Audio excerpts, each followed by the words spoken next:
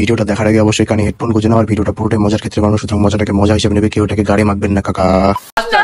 আমায় করিস না, আমি জিভ বের করো, আমার জিভ বের করো। আমার উঠতে হচ্ছে কতটা আমাকে। আরে আরে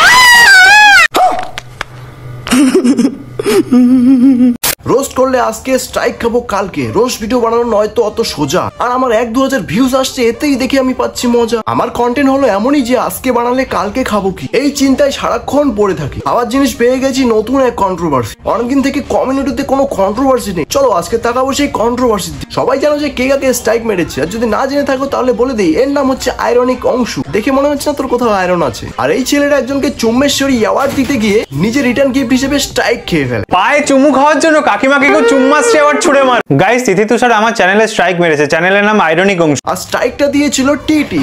না, এই টিটি বলতে সেই ট্রেনের টিটি নয়, এই টিটি বলতে তিথি তুষার। তো চলো বাড়া আজকে হালকা করে কাঠি, দেখবো এদের চাটাচাটি।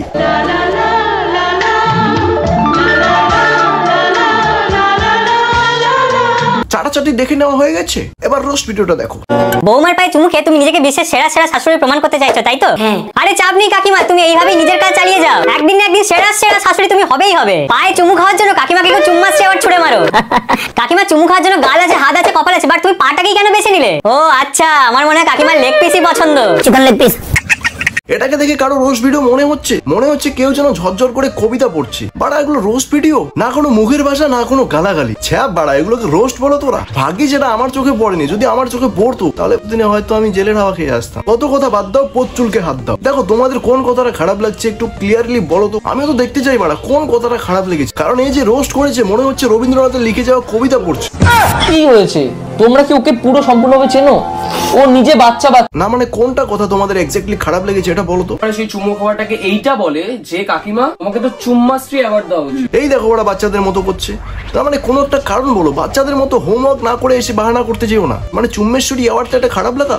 তাহলে তো আমি অনেক কিছু বলছি, তাহলে আমার নামে তো কেস, মানে ফাঁসি হওয়া উচিত আমার। দিদি কিন্তু সত্যি কথা বলতে এখনো পর্যন্ত ম্যাচিওর নয়, দিদি খুবই বাচ্চা। ও আসল কথা হচ্ছে তোমার বউ বাচ্চা। তাহলে কোন প্রমাণটা দিয়ে তুমি কেস করবে? তোমার বউকে ন্যাকামি বলেছে বলে, নাকি মুরগির লেগ পিস পছন্দ ওটা বলেছে বলে? বলছি একে তো আনমেচিওর একটা মেয়ের সাথে লিভ ইন রিলেশনে আছিস, আর ওপর থেকে মানুষকে ধমকি দিচ্ছিস কেস করার। বাহ, এটা জানলে কার কোথায় কোন হাড্ডিটা ভাঙবে এটা নিশ্চয়ই ভালো করে জানিস। এখন আবার এটা বলিস না যে ওটা 18 বছর পার হয়ে গেছে তাই আমরা লিভ ইন রিলেশনে আছি। বাড়া লিভ ইন রিলেশনটা কেমন একটা জিনিস, মুখ দিয়ে উচ্চারণ হচ্ছে না বাড়া। আর আনমেচিওর কথাটা কিন্তু তুই বলেছিস। আর আনমেচিওর মানে হচ্ছে যারা এখনো 18 বছরে পড়েনি তাদেরকে আনমেচিওর বলা হয়, এটা নিশ্চয়ই জানিস। নিজেই মানুষকে কেস দেওয়ার কথা বলছিস, আবার নিজেই ওপেন প্ল্যাটফর্মে এসে নোংরামি করছিস, এটা জানিস তো? ওপেন প্ল্যাটফর্মে এসব করাটাও একটা ক্রাইম। এমন পুরো জাল নিয়ে মাছ ধরতে নেমেছিস যে সেই জালে নিজেই ফেসে যাচ্ছিস। বলছি নিজের জালটাকে একটু সেলাই করে নিস, তারপরে না হয় মাছ ধরতে নামিস। বলছি বন্ধু, ভগবান একটু মাথায় বুদ্ধি দিয়ে ওইটাও একটু কাজে লাগা। তো মা বাবাদের নিয়ে কোনো কথা বলে ডিরেক্ট স্ট্রাইক মারবো। রাগ হওয়াটাও স্বাভাবিক, কারণ কারো মাকে যদি কেউ খারাপ কথা বলে তখন তো খারাপটা লাগবেই। আর মা বাবাকে নিয়ে কথা বলাটা আমিও সাপোর্ট করি না, কিন্তু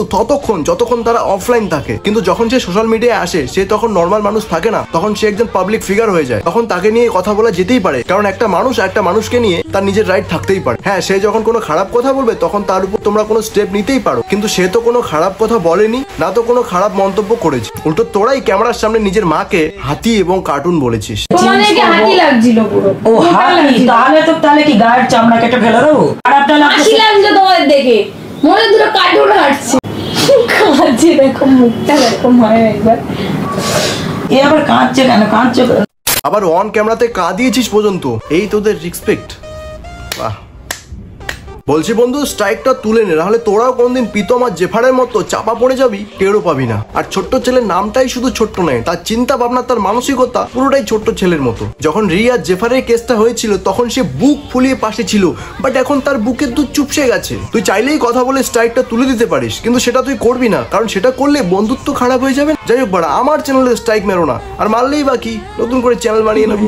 কেস করো না বাড়া, আমি জাস্ট ভিডিও বানাতে এসেছি। এই ভিডিওটা পুরোটাই মজার ক্ষেত্রে, বাট ভুল ঠিক সেটাকে দেখিয়ে দেওয়ার দায়িত্ব একজন রোস্টারের মানে আন্ডারে পড়ে, তাই দেখিয়ে দিচ্ছি। তো ভিডিওটা কেমন লাগলো অবশ্যই কমেন্ট করে জানিও। আর বেশি কন্ট্রোভার্সির পিছনে নাক গলিও না তোমরা যারা তার ভিডিও দেখছো, কারণ কন্ট্রোভার্সি এমন একটা জিনিস যেটাকে কত সময় প্ল্যানিং করে বানানো হয়। আমার তো সন্দেহ হচ্ছে বাড়া প্ল্যানিং করে করছে না তো। আর তোরা যে ভিডিও বানাস বাড়া, ছি, মানে তোদের ভিডিও দেখলে বাড়া আমার এক্স গার্লফ্রেন্ডের কথা মনে পড়ে যায়। যাই হোক বাড়া, এই ভিডিওতে যদি ভিউজ না আসে বাড়া জীবনে কন্ট্রোভার্সি নিয়ে ভিডিও বানাবো না, জীবনে বানাবো না বাড়া। যতদিনই ভালোভাবে ভিডিও বানানোর চেষ্টা করছি ততদিনই ভিউজ আসে না। যখনই বাড়া বৌদিদের হরর ফটো দেখি ভিডিও বানাই তখনই বাড়া ভিউসের বন্যা লেগে যায়। কি করছো বাড়া, সাবস্ক্রাইব করছো না বাড়া। 96% গাইস আনসাবস্ক্রাইবেড।